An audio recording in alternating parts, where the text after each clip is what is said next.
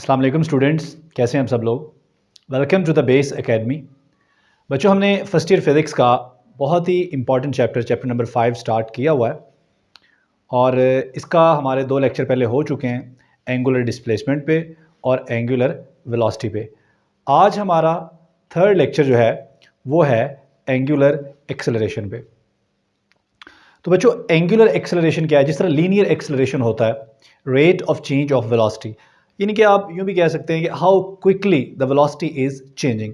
Velocity में जो change आ रहा है वो चेंज कितना क्विक आ रहा है, that change is called acceleration. बच्चों, किसी भी क्वांटिटी में जो चेंज आता है उस चेंज को मेजर करने के लिए हम मुख्तलिफ टूल इस्तेमाल करते हैं। तो वेलोसिटी को मेजर करने के लिए, वेलोसिटी में जो चेंज है उस चेंज को मेजर करने के लिए हम टाइम को यूज़ करते हैं। तो दैट इज़ कॉल्ड एक्सेलरेशन। यानी कि चेंज वेलोसिटी में आ रहा है लेकिन वो चेंज किसके साथ हम मेजर कर रहे हैं? टाइम के साथ मेजर कर रहे हैं। तो यही क्या बन जाएगा? यही बन जाएगा एक्सेलरेशन। और अगर बात एंगुलर वेलोसिटी में चेंज की हो तो यही बन जाएगा एंगुलर एक्सेलरेशन। तो बच्चों, हम इसको कह सकते हैं how quickly the angular velocity is changing, यानी कि एंगुलर वेलोसिटी में जो चेंज आ रहा है वो चेंज कितना क्विक आ रहा है, ठीक है, वो चेंज आने में कितना टाइम लग रहा है। अगर तो वो वेलोसिटी में चेंज कम टाइम में आ रहा है तो हम कहेंगे कि एक्सेलरेशन बढ़ रहा है, एक्सेलरेशन पॉजिटिव है। और अगर वो चेंज कम टाइम में आ रहा है, ठीक है, तो हम कहेंगे कि एक्सेलरेशन जो है वो कम है। बच्चों, मिसाल के तौर पर साइकिल का जो पैडल है, जब आप साइकिल के पैडल को तेज़ तेज़ तेज़ तेज़ घुमाते हैं, अपने पाँव से उस पर ज़्यादा ज़ोर लगाते हैं, तो उसकी वजह से जो बाईसाइकिल का व्हील होता है उस व्हील की स्पीड टाइम के साथ साथ बढ़ना शुरू हो जाती है। यानी कि आप कह सकते हैं कि उसकी स्पीड में चेंज आता है जो जो टाइम गुजरता है। तो वो जो चेंज है स्पीड में वो कहलाता है एक्सेलरेशन। तो दूसरे लफ्ज़ों में आप क्या कर रहे हो? आप पैडल पर ज़्यादा ज़ोर लगाकर, ज़्यादा दबाव डालकर आप व्हील की स्पीड को ज़्यादा बढ़ा रहे हो, यानी कि आप व्हील को एक्सेलरेट कर रहे हो। इसी तरह से जब आप ब्रेक्स लगाते हो तो ब्रेक्स लगाने से जो साइकिल के व्हील हैं उनकी स्पीड में कमी आती है। तो वो जो कमी आ रही है वो भी एक चेंज है, वो भी एक एक्सेलरेशन है। लेकिन जब स्पीड बढ़ती है, ठीक है, जब वेलोसिटी बढ़ती है तो हम कहते हैं ये पॉजिटिव चेंज है, ये पॉजिटिव एक्सेलरेशन है। और जब वेलोसिटी कम होती है या स्पीड कम होती है तो हम कहते हैं ये नेगेटिव चेंज है। इसी तरह से हम इसको बोलते हैं positive acceleration and negative acceleration. तो बच्चों, हम इसको डिफाइन कर सकते हैं, rate of change of angular velocity is called angular acceleration. Angular acceleration को हम अल्फा से रिप्रेजेंट करते हैं और ये हमारे पास होता है चेंज इन एंगुलर वेलोसिटी, ठीक है जी, विद रिस्पेक्ट टू टाइम। अब चेंज वेलोसिटी में आ रहा है, डेल ओमेगा से क्या मुराद है? Change in velocity.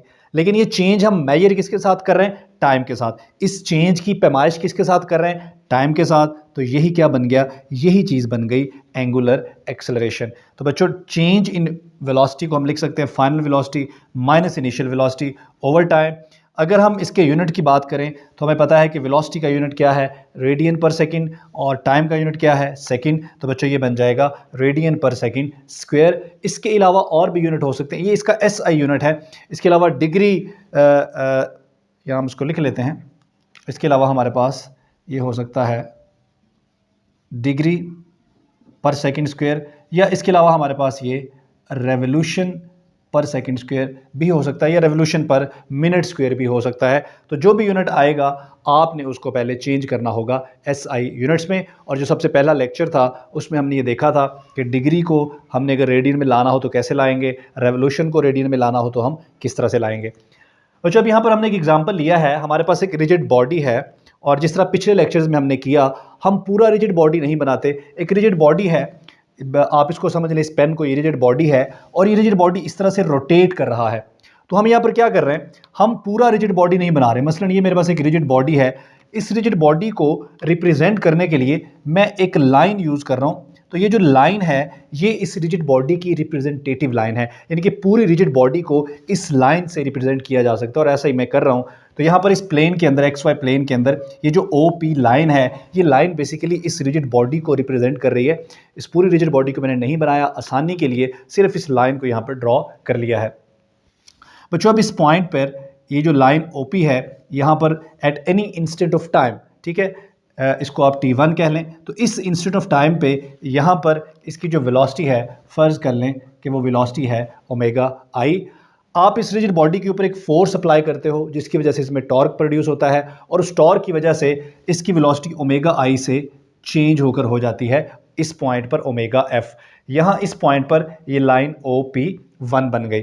अब वेलोसिटी ओमेगा आई से ओमेगा एफ होने में हमें जितना टाइम लगा है, इस टाइम की इस वेलोसिटी में चेंज को उस टाइम के साथ अगर हम डिवाइड कर देंगे कि हम कहेंगे कि ये चेंज आया है वेलोसिटी में और इतने टाइम में ये चेंज आया है, तो ये कहलाएगा, ये जो मेजरमेंट का तरीका है ये कहलाएगा एंगुलर एक्सेलरेशन। बच्चों हम आमतौर पर जब एक्सेलरेशन की बात कर रहे होते हैं तो हमारा उससे मुराद होती है एवरेज एंगुलर एक्सेलरेशन, या जब हम हमारी वेलोसिटी की डिस्कशन हो रही होती है तो वहाँ हमारी मुराद होती है एवरेज एंगुलर वेलोसिटी। तो यहाँ पर भी जिस एक्सेलरेशन की ये बात हो रही है ये हमारा एवरेज एंगुलर एक्सेलरेशन है। लेकिन इसके अलावा इंस्टेंटेनियस एंगुलर एक्सेलरेशन भी होता है। The angular acceleration at any instant of time is called instantaneous angular acceleration.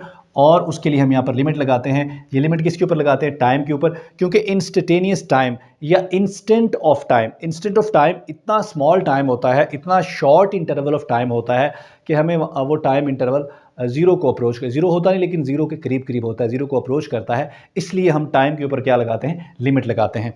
अब यहाँ पर स्टूडेंट्स के जहन में ये सवाल भी आता है कि लिमिट टाइम के ऊपर ही क्यों लगाई है, ये लिमिट इस वेलोसिटी के ऊपर क्यों नहीं लगाई? तो बच्चों वेलोसिटी में हम चेंज को मेजर कर रहे हैं और मेजर किसके साथ कर रहे हैं? टाइम के साथ। तो लिमिट किस पे लगेगी? टाइम पे लगेगी। ठीक हो गया। तो बच्चों अगर हम डायमेंशन की बात करें एंगुलर एक्सेलरेशन का, तो एंगुलर एक्सेलरेशन का यूनिट है रेडियन पर सेकंड स्क्वायर। बच्चों रेडियन का तो कोई डायमेंशन नहीं होता, लेकिन जो सेकंड है, सेकंड का डायमेंशन t होता है, टाइम का डायमेंशन t होता है, तो ये आ जाएगा t-2। अब ये जो डायमेंशन है, ये यूनिट है, यूनिट में कन्वर्जन है, ये चीज़ें आपको पूछी जा सकती हैं MCQs में। इसके अलावा डेफिनेशन आ सकती है positive angular acceleration, negative angular acceleration, instantaneous angular acceleration, average angular acceleration. तो बच्चों पॉजिटिव एंगुलर एक्सेलरेशन कब होगा? जब एंगुलर वेलोसिटी बढ़ रही होगी। नेगेटिव एंगुलर एक्सेलरेशन कब होगा? जब एंगुलर वेलोसिटी कम हो रही होगी। ठीक है। इंस्टेंटेनियस ये होगा at any instant of time, जिस टाइम पर भी आप किसी ऑब्जेक्ट को देखते हो उस इंस्टेंट पे उसका जो एंगुलर एक्सेलरेशन है वो कहलाएगा इंस्टेंटेनियस एंगुलर एक्सेलरेशन। अच्छा बच्चों अब ये सारी डिस्कशन होगी, अब हम बात कर लेते हैं एंगुलर एक्सेलरेशन की डायरेक्शन की। तो एंगुलर एक्सेलरेशन एक वेक्टर क्वांटिटी है। अगर याद रखें बच्चों, ये बड़ी कन्फ्यूजन है, बच्चे अक्सर पूछते हैं कि जी angular displacement, angular velocity, angular acceleration, ये वेक्टर होते हैं या स्केलर्स होते हैं? बच्चों याद रखें, अगर तो आपका एक्सिस ऑफ रोटेशन फिक्स्ड है, दोबारा से मैं बता रहा हूँ, ये टिप आप याद रख लें, इसको रटा मार लें। अगर आपका एक्सिस ऑफ रोटेशन फिक्स्ड है तो आपका angular displacement, angular velocity, angular acceleration, they are vectors. तो एक्सिस ऑफ रोटेशन क्या होता है? जिस डायरेक्शन में आपकी रिजिड बॉडी रोटेट कर रही होती है, ठीक है, उस डायरेक्शन में अपनी फिंगर्स को आप कर्ल करें और थंब को बिल्कुल ऐसे इरेक्ट कर लें, सीधा कर लें, तो ये जो थंब है ये आपका एक्सिस ऑफ रोटेशन है। यानी कि अगर हमारी रिजिड बॉडी इस XY प्लेन में रोटेट कर रही है तो इस प्लेन के परपेंडिकुलर ये हमारा एक्सिस ऑफ रोटेशन है। तो यहाँ पर हमने एक्सिस ऑफ रोटेशन को फिक्स किया हुआ है। कहाँ से फिक्स किया हुआ है? ओरिजिन से। तो ओरिजिन से ये एक्सिस ऑफ रोटेशन फिक्स है।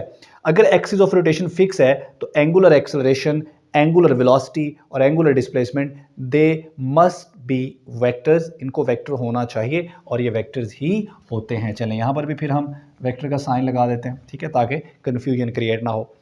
तो बच्चों ये है हमारा एंगुलर एक्सेलरेशन। इससे पहले हमने एंगुलर डिस्प्लेसमेंट भी पढ़ा है, एंगुलर वेलोसिटी भी पढ़ी है और एंगुलर एक्सेलरेशन भी पढ़ा है। ये बात आपने याद रखनी है, ये भी MCQs में आ सकती है कि जो एक्सिस ऑफ रोटेशन होता है वो हमेशा प्लेन ऑफ रोटेशन के परपेंडिकुलर होता है। बच्चों ये XY ये हमारा प्लेन ऑफ रोटेशन है, जिस प्लेन में हमारी बॉडी रोटेट कर रही है, और इस प्लेन ऑफ रोटेशन के परपेंडिकुलर ये है हमारा एक्सिस ऑफ रोटेशन। तो यहाँ पर हम लिख देते हैं MCQs में, ये बड़ा इंपॉर्टेंट है, आपसे पूछा जा सकता है, तो यहाँ हम लिख देते हैं axis of rotation is always